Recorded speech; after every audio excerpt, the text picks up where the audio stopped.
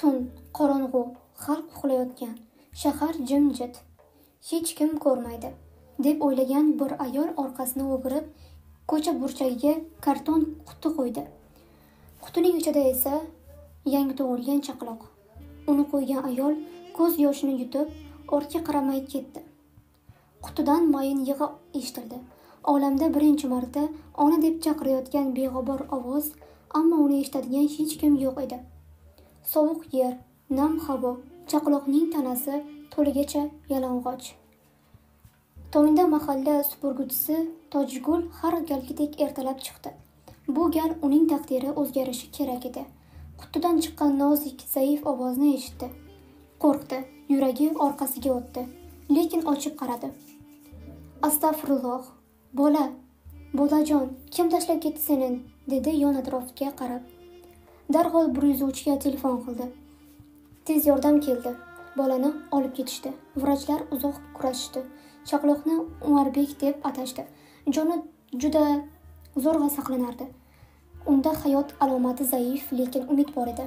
Hukumat Ichki ishlar boshqarmasi ijtimoiy xizmatlar harakatga tushdi. Kameralar orqali ayolning yuzi topildi. U 24 yoshli Sayyora ismli qiz edi. Kambag'al, uysiz, ishsiz. Teshkur paytda u hech narsa inkor qilmadi. Ha, men qildim. Meni qamang. Faqat bolam omon qolsin. Men undan kechmadim. Men faqat uni saqlab qolishni istadim, dedi ko'zlarida yashinday yosh bilan. U haqiqatni ayta boshladi. Yigit aldagan, ota-onasidan haydalgan, qishda podvalda yotgan, yolg'iz, ishsiz. Tug'ruqdan keyin u bolasiga qarashga kuchi yo'qligini tushungan. O'lmasin deb yaqindagi shifoxonaga tashlab ketdim. Omon qolsin deb. Ta'qib emas, yordam berildi. Sayyora ijtimoiy markazga olindi. Mutaxassislar unga yechim topishdi. Bu orada Nilufar ismli yosh hamshira Umarbekni o'z bolasidek ko'rib qoldi. Har kuni bag'riga bosdi. Bolaning holi unga begona emas edi. Oradan bir oy o'tib Nilufar bolani rasmiy ravishda asrab oldi. Yillar o'tdi. Umar yetishtirildi. Mehr bilan, tarbiya bilan. Uni hech kim undan kamsitmadi. U doim savollar bermasdi. Lekin ko'nglida men kimman degan bir noo'rin savol bor edi. Bir kuni Nilufar rostini aytdi. Sen mening yuragimdan chiqqansan, lekin qonimdan emassan. Onam deb aytadigan onang bor. U sen uchun yig'lagan. Umar jim bo'ldi. Hech qanday nafrat qilmadi. Unga bir marta ko'zim tushsa bo'ldi, dedi. Uchrashuv uyushtirildi. Sayyora siqilib, uyalib, yig'lab unga qaradi. Men sening sevgingga loyiq ona emasman. Lekin Umar og'ir jimlikda so'zladi. Siz meni saqlab qoldingiz. Ustimga emas, yerga qo'ydingiz. Bu o'zingizni qurbon qilib, menga hayot berishingizdir. Men sizdan ranjimayman. Shundan keyin Umar hayotini yana boshqacha ko'ra boshladi. U universitetga kirdi, advokat bo'ldi.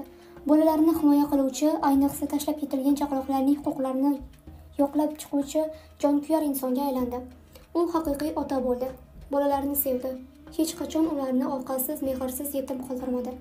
Va har gal ko'chadagi chaqaloq haqida eshitsa, u yuragida o'zi yotgan qutini, sovuq kechani, yig'i bilan unutib bo'lmas onani eslab, men bitta insonning kechirimida, ikkinchisining muhabbatida yashardim, dedi.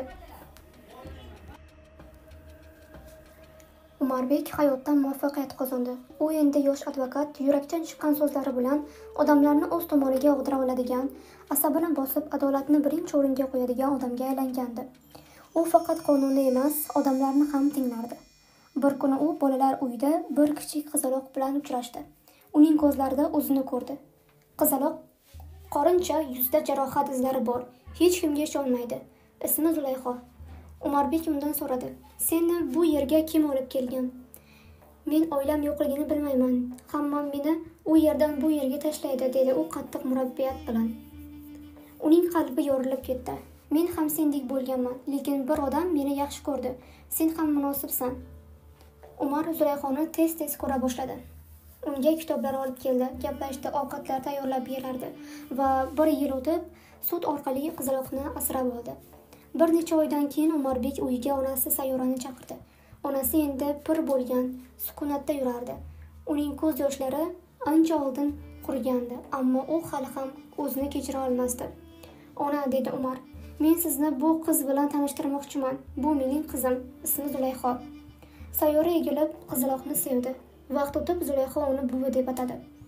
Yillar o'tib Umar o'z hayotini kitobga aylantirdi. U men tashlab ketilmaganman degan nomladi. Bu kitob butun mamlakat bo'ylab tarqaldi. Maktablarda, universitetlarda ma'ruzalar o'qildi.